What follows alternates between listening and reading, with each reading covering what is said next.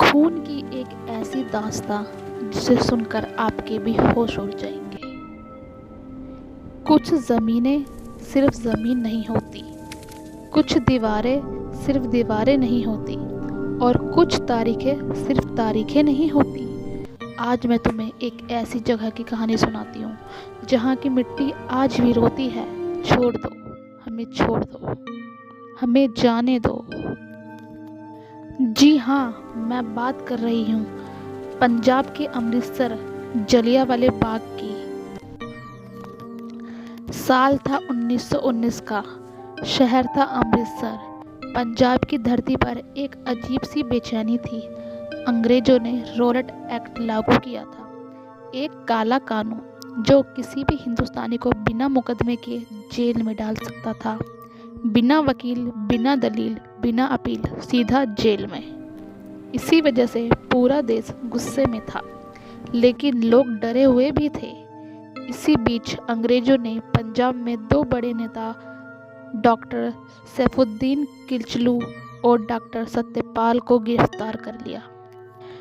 इसी वजह से अमृतसर में आग भड़क उठी और तब 13 अप्रैल 1919 का दिन आया, बैसाखी का वह पर्व जहां लोग जश्न मनाने नहीं, वे अपना दर्द बांटने आए थे। जलियांवाला बाग अमृतसर के स्वर्ण मंदिर से बस कुछ कदम दूर एक छोटा सा बगीचा था। चारों तरफ से ऊंची ऊंची दीवारें, निकलने का रास्ता सिर्फ एक ही था, जो कि एक संकरा दरवाजा था। बैसाखी के दिन दोपहर वहाँ हजारों लोग जमा हुए थे, बूढ़े, जवान, बच्चे, औरतें। कोई नेताओं का भाषण सुनने आया था, कोई अपना दर्द बांटने आया था, कोई बैसाखी का मेले की वजह से वहाँ रुकने गया था, कोई बस यूं ही भीड़ का हिस्सा बनने आया था, जो अपने देश की आज़ादी का सपना देख रहे थे।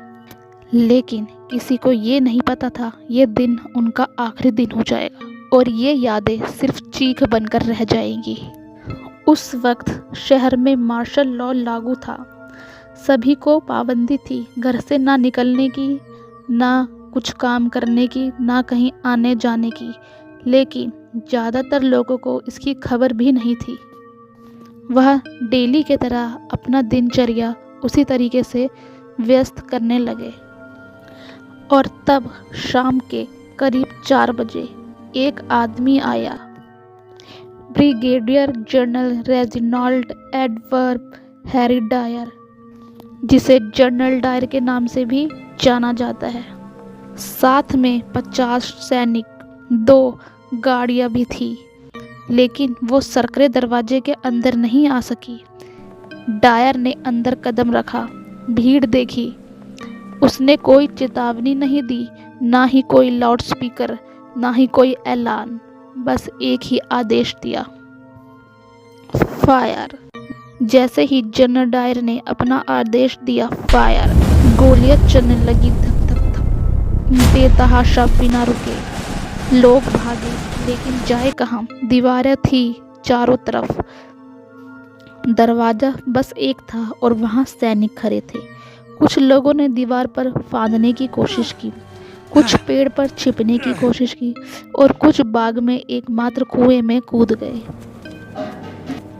लेकिन फिर भी जनरल डायर को तरस नहीं आया। लोगों की जान की कीमत लगा दी उन्होंने सिर्फ गोलियों से। जनरल डायर के आदेश के अनुसार 10 मिनट तक लगातार गोलियां चलती रही, जब तक कारतूस खत्म नहीं हो गए। 1650 राउंड गोलियां चलने के बाद कई लोग मारे गए। उन गोलियों के निशान, मरने वाले लोगों की संख्या बहुत अधिक थी। बाकी गोलियां दीवारों पर भी लगी, जो आज भी यह दर्शाती है। कुछ लोग कुएं में गिरे, उनकी भी लाशों को निकाला गया। सरकारी आंकड़े कहते हैं 369 लोग मारे गए, लेकिन असली संख्या कोई नहीं जानता। कुछ इतिहासकार 1000 से ज़्यादा कहते हैं। 1000 घायल हुए।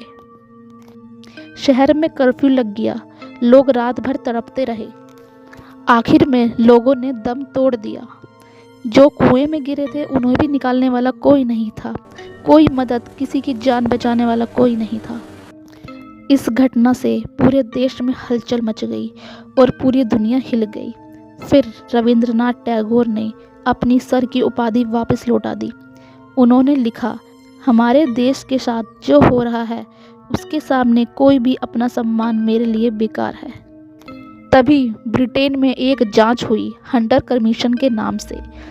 डायर ने कहा, मैंने वही किया जो ज़रूरी था। उसे नौकरी से हटाया गया, लेकिन कोई सज़ा नहीं मिली, बल्कि ब्रिटेन में उसके लिए चंदा जमा किया गया 26,000 रुपये, जैसे उसने कोई बहादुरी का काम किया हो। लेकिन हिंदुस्तान इस दर्द भरी घटना को आज तक नहीं भूला। जलियांवाला बाग हत्याकांड के समय उधम सिंह भी वहां मौजूद थे। इस हत्याकांड ने उधम सिंह के मन में अंग्रेजी सरकार के खिलाफ गुस्सा भर दिया था और वह अपनी पढ़ाई के बीच छोड़कर आज़ादी की लड़ाई में शामिल हो गए। उधम सिंह ने सबक सिखाना ही अपने जीवन का मकसद बना लिया था। फिर वह 21 साल बाद लंदन गए और फिर डायर को मारने के लिए उधम सिंह 6 साल तक लंदन में रहे।